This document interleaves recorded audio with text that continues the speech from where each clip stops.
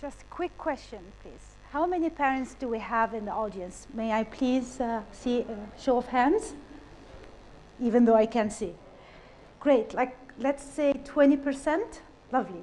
Just like many of the parents, I do juggle many roles. I'm a mom, I'm a management consultant, I'm an educator, I'm a researcher, but by far my greatest achievement is being the mother of Farouk. See, the backbone of today's talk is about how he learned to succeed. So for those who aren't parents, cannot identify with him or with me, but that's okay. Please bear with me for a few minutes. It will all make sense to you eventually. Let me tell you first about my childhood. I was born in Beirut, and I was raised by exceptional role models. One, my mom graduated with a PhD from Sorbonne in Paris. My father has graduated from HEC in Switzerland. I even looked up to my grandfather, who was a scholar in Islam and Arabic culture. He was very recognized. And my uncle, who has been investing in education for the past 25 years, has established over 10 schools across the MENA region.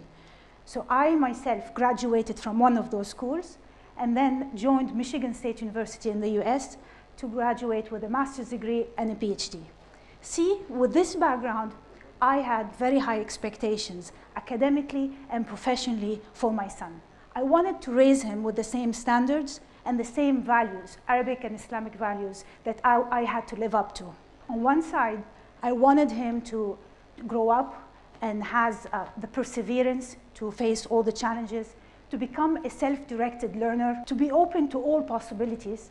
But at the same time, I wanted him to graduate from a university, get ahead of the crowd, and become a successful CEO, a great CEO. As well as I wanted him to become a human being who understands and appreciates his cultural roots, his religion, and our Arabic cultural values. So back then, I felt like I was asking for a lot. I felt like I needed to make a choice. And I really was confused. Why? Because I was struggling with two burning questions. One is, how does it look like to be a great CEO in the modern world? Do we look at the West for best practice? Do we import them and then customize them to the Arab world? What does customization mean? There was no research that would unpack what customization means. The second question I struggled with is, what type of education should I offer Farouk so he can grow into this creative, entrepreneurial, and globally competent leader without losing on those cultural values that I had to live up to? So to answer those two questions, it was fundamental that I go ahead and study our Arabic culture and how it intersects with leadership and education. So I gathered a group of researchers, education scholars, and management consultants to meet up and conduct face-to-face interviews with over 2,500 CEOs across 17 Arab countries across the MENA. We focused on 3 regions, the GCC, the Levant, and North Africa. Over 100,000 data points were collected. However, I'm here today to share with you 3 key findings. And those 3 key findings have to do with 3 variables: the impact of culture, homogeneity, and education. For those who know already what culture is, it's a set of beliefs, ideas, and behaviors, practices that a group of people share. You may ask, why do we need to study culture? I'll just give you 2 simple reasons. One, it is extremely important as a future leader to understand who you are. Self-awareness is key, especially your national identity. Who am I as an Arab? Who am I as a Saudi? What common mental programming do I share with other Saudis? The second reason you need to study culture is for you to understand how different you are from other people that are coming from other nationalities. Because by understanding differences, you will be able to avoid misunderstandings, avoid misconceptions, and avoid conflicts. Let me give you an example. If you were to meet up with a lady from Switzerland at 8 o'clock in the morning, you better be there at 8 a.m. Otherwise, it will be disrespectful for her. But if you were to meet up with a lady from Spain, she might show up somewhere between 8:15 and 8:20. And you should not take that personal. Again, culture will give you some foresight on what to predict or what to anticipate and avoid that misunderstanding. Because by doing that, you'll be able to build more meaningful relationships and build those business relationships and advance your business specifically as a leader. Let's zoom into the cultural impact on leadership. Our study has shown that national culture affects leadership in 7 different dimensions. Today, I'm only going to share with you how it affects leadership in 1 dimension, specifically how leaders, how Arab CEOs respond to power. Let me ask you a question. Who from the audience expect that power is distributed unequally? Can you give me a show of hands? Excellent. That's the majority of the audience.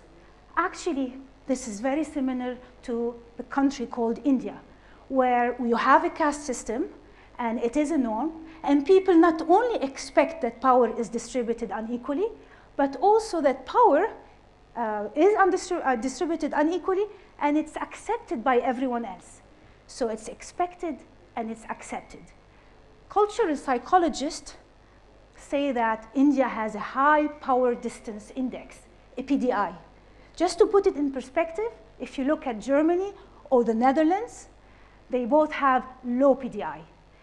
Our research, when we studied Arab CEOs, it turned out that the majority of GCC countries have a higher PDI index compared to the Levant country. So not only we are different from the West, but also it turned out that there are statistically significant differences across our Arab countries. What does it mean to have a high power distance index? I'll give you an example. Managers or CEOs in a country with a high PDI are a source of knowledge, are the source of wisdom, and they're expected to be respected because of their positional power. They have the answers. They make critical decisions on behalf of the team. And they expect their subordinates to show loyalty, and they expect their subordinates not to contradict them. This is great. With high power comes a lot of responsibility and accountability.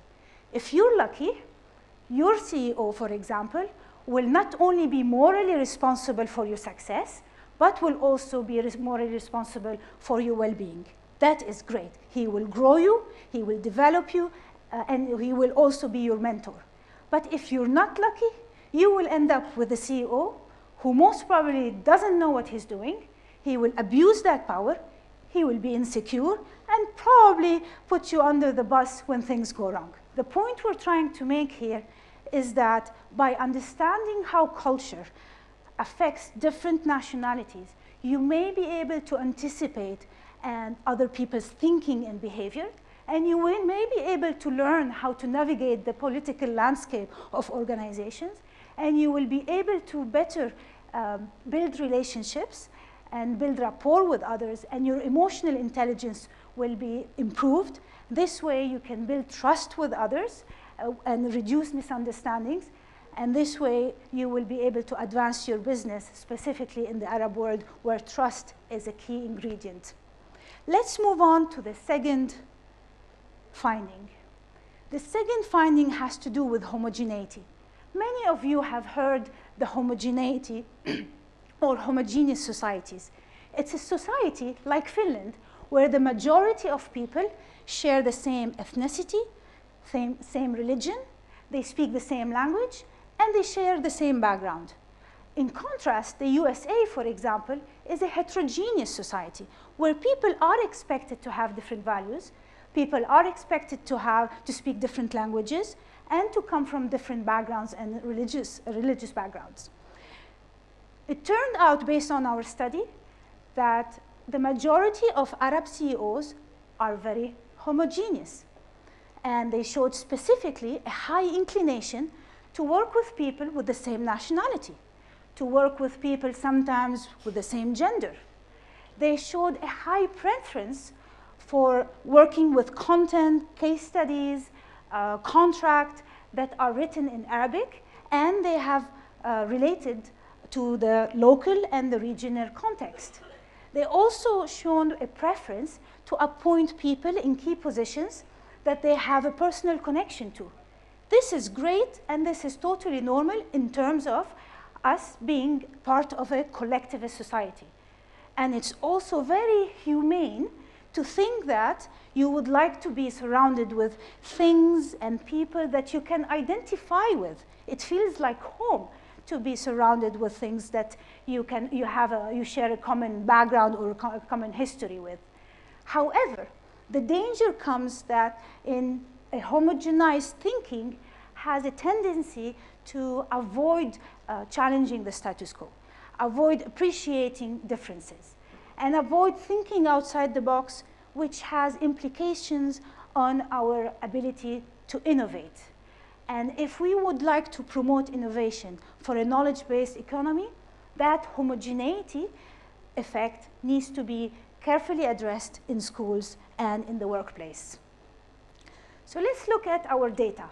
Our data shows that the UAE has scored highest on the homogeneity index, as you can see from the gray line, and the UAE has scored highest on the modernization index, as you can see from the blue line.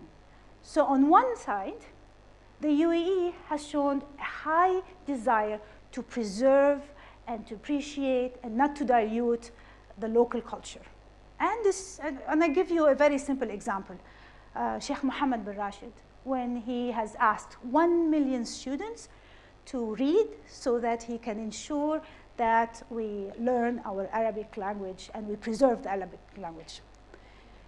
UAE has scored highest on the modernization index, which shows our desire to open up to globalization, to change, to innovation. And again, Sheikh Mohammed bin Rashid is an example. Just 2 days ago, he has asked 1 million students to learn coding so that they can learn the language of computers. See, sometimes our mindsets and the values of homogeneity and modernization, they are at odds with each other. And that creates some tension. And this is the same tension I have faced and when I had to make a choice between both worlds. Let's move on to the third most important aha I had with my research. It turned out that education is the highest predictor for effective leadership, which means, specifically, executives that have attended Western or mixed education background, high school, let's say, were more inclined to choose best practices in leadership, in contrast to those who have attended a pure Arabic traditional education system. For me, this is heartbreaking as an Arab educator. So I really wanted to know what's going on and what can we do to fix it. As a management consultant, there are 3 key yardsticks that we use to measure or to assess the current state of our education system. First one has to do with performance, how our students are doing in schools. The second has to do with motivation, how engaged our students, how much they love learning, because by the end of the day, the purpose of an education system is to promote lifelong learning. And the third one is, what are the tangible outputs my graduates are creating or are delivering on to promote that knowledge-based economy? In terms of the high school grades of 15 years old, the PISA International Assessment, which measures proficiency levels of students around the world in math, reading, and science. And now here I'm going to take, again, the case study of the UAE. We have scored much lower than the OECD average. And the OECD is mainly the group of countries that include the Americas and the European countries. But this is half of the story. The other half of the story is we have scored much lower than 2012. So in spite of the fact that the government students' expenditure is one of the highest around the world, we have declined in terms of our results in those assessments. The second yardstick has to do with motivation. If you look at the USA, when they measured the interest level of students, and they asked them, what is your attitude towards school? Are you excited to going to school tomorrow? Unlike what you see in movies, the USA interest level was positive. But if you look at the top of the graph, you look at China, the interest level is quite negative. Students hate going to school, and this is usually normal when you see how the government and how families pressure the students due to standardized testing.